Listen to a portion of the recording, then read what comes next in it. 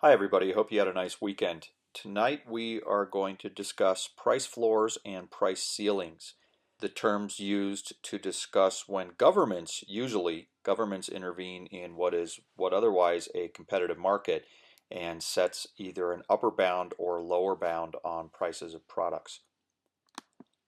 As we get into this, let's review what perfectly competitive market equilibrium looks like.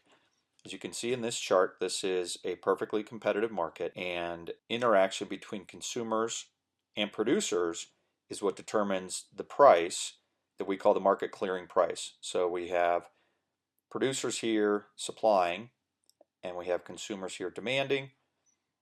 When we find the intersection of the supply and demand curve, we will find the market clearing price and market clearing quantity. Again, we're assuming for the purposes of this model that this is a perfectly competitive market, which means that no single producer or consumer can undertake activity that would impact the market clearing price. So price ceilings and price floors. Let's talk first about price ceilings. There are situations in the marketplace where government or other influential bodies will intervene and set the maximum legal price a seller may charge for a good or service.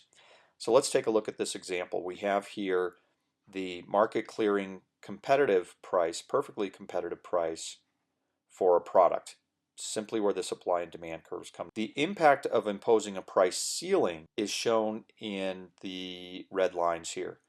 Price ceilings are instilled when there is a market situation that demands from the point of the government or the other influential body that price is too high. The market clearing price is too high. So a price ceiling is imposed, which reduces the price. As a result, you see movement along the supply and demand curves, just like we talked about 4 or 5 days ago, where a simple change in price doesn't cause the curve to shift, it simply causes movement along the curve. So in this case, a price ceiling imposed reduces price, causes downward shift in the supply curve, so the quantity supplied goes down. Also shows downward movement in the demand curve, and the quantity demanded actually increases. The difference between the quantity demanded and the quantity supplied is a shortage. Here's how much the suppliers are making, here's how much consumers want to produce. Again, as we talked last week, the difference between these two is identified as. Conversely, in the case of a price floor, there are situations where the government controls put in place set a minimum legal price that a seller may charge for a good or service. So as you can see, again, we have our equilibrium price and quantity here. The imposition of a price floor increases the minimum legal price. What happens there? Again, movement along the demand curve and movement along the supply curve, just in opposite directions from the price ceiling example.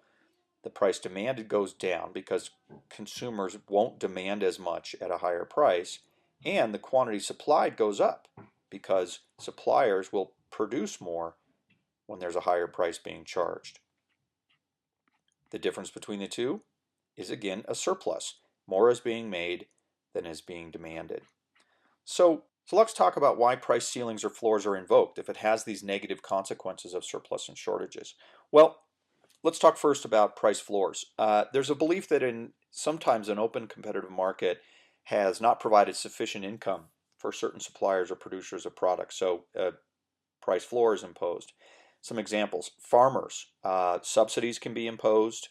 Farmers are sometimes paid not to plant products and crops, and sometimes governments will purchase those products. So subsidies, the government may set a minimum price for corn, guaranteeing farmers that they will get at least a certain base price for corn.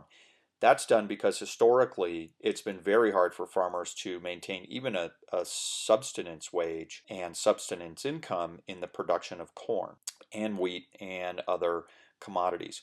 It's gotten to the point where now the government will pay farmers not to plant corn or wheat or other commodities when they're in oversupply, and by doing so they constrict the supply and allow market forces to make those price floors not so different from what the market price would be. Government sometimes also just purchases excess production. So they'll purchase milk, they purchase excess butter, will purchase excess corn, as we learned from Ian Cheney last year, all in an attempt to maintain that price floor because of the belief that the income is simply not sufficient for farmers to produce the amount that they produce and then sell it at the low prices that they sell it. Similarly, the minimum wage is all about setting a price floor. There is a belief that there is a certain minimum working wage that allows for a respectable standard of living, and below that wage, people generally fall under the poverty line, which for a family of four is around $13,000 a year. So there's a belief the government and society have a responsibility to pay at least a minimum wage to employees. Conversely, there's a belief that sometimes an open competitive market can price people out of the market for essentials. So impose a price ceiling. Three very often used examples. The first is rent control, New York City.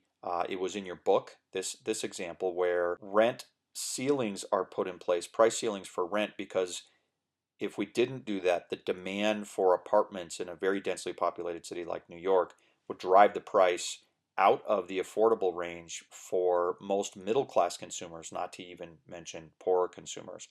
The third is called crisis gouging. So certain products become very valuable after crises. The example I have here is ice after Hurricane Katrina. There was no air conditioning, there was no electricity, it was 100 degrees and 95% humidity. People needed something to keep food cool, to keep themselves cool. Ice was trucked in and the price quadrupled overnight. The government stepped in and said, no, can't gouge people on the price of something like ice because it became in effect a necessity in the absence of air conditioning. So what are the impacts of price floors and ceilings? Well, persistent surpluses and shortages happen, and we saw that in the two graphs here. With price ceilings, what you end up getting is a shortage, difference between the quantity demanded and the quantity supplied, and then when a price floor is imposed, you get a surplus. So again, a difference between the quantity supplied here and the quantity demanded.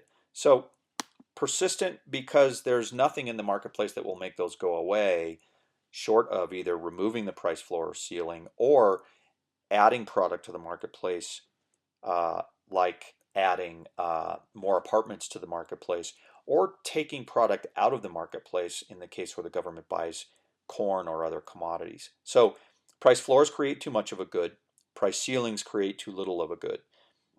Second thing that happens is inefficient production and allocation. So as I just mentioned, price floors result in overproduction.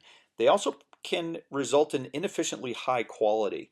The book used the example of the airline industry that used to not be able to compete on price and instead would compete on things like fancy food and fancy blankets and fancy pillows and other things that subsequent market deregulation has shown consumers just didn't value over price. Today, you don't get food on a plane for free. You can't find a blanket. You can't find a pillow. Why is that? Well, because we as consumers communicated to airlines that what we'd rather have is rock bottom prices. So price floors can result in inefficiently high quality. Now, it can also result in resources wasted in government purchases of goods. So corn sitting and rotting in the field, butter being bought up, excess butter and excess milk being bought up, which sounds like a good idea when we talk about the government sending it to schools, put into school lunches, and to give it to poor people or to sell it overseas. The problem we run into is it creates the need for even more bureaucracy, even more government programs in order to manage the distribution of that product, which from an economic point of view, really shouldn't have been produced in the first place. Price ceilings result in low quantities produced, as we've discussed, and resources wasted in searching for the good. So let's talk about resources wasted in searching for a good. Let's say that gas is roughly $3 a gallon today, and if the government came in and imposed a price ceiling at $2 a gallon, we would end up waiting in line for gas. Why is that? Well, if the price for gas were lowered, imposing a price ceiling, here's what would happen. consumers would demand this amount at those low prices, but suppliers would only supply this amount. As a result, because there's a shortage, we'd all be spending time driving around looking for gas stations that still had gas available because suppliers would run out faster. They just wouldn't be producing as much, and we'd all wait in line. And that's a great example of a wasted resource, the resource being our time, and frankly, wasting gas driving around trying to find a gas station that has it. The other impact that the price floors and ceiling has is the emergence of black markets and potential for corruption.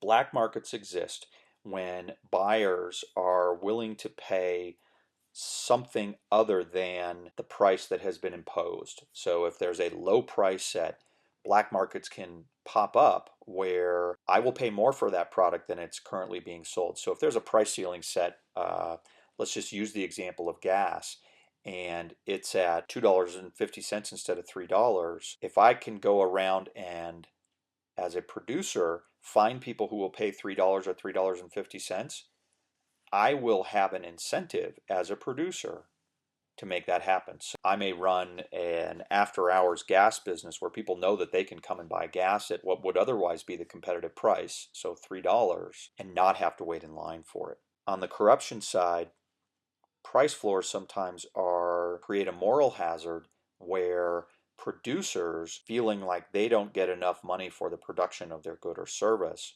will try to influence illegally government officials or others who have influence over the imposition of price floors. And we've seen cases in history where there has in fact been that back and forth where producers provide money or other influence or other gifts in order to impose a price floor. So those are price ceilings and price floors. We'll go over some more examples tomorrow. Have a great evening, and I hope you enjoyed this weekend with your family. I know today, September 11th, was a rough day for a lot of people around the country, and I hope you had a time to spend with your family and reflect on the day. Have a great evening.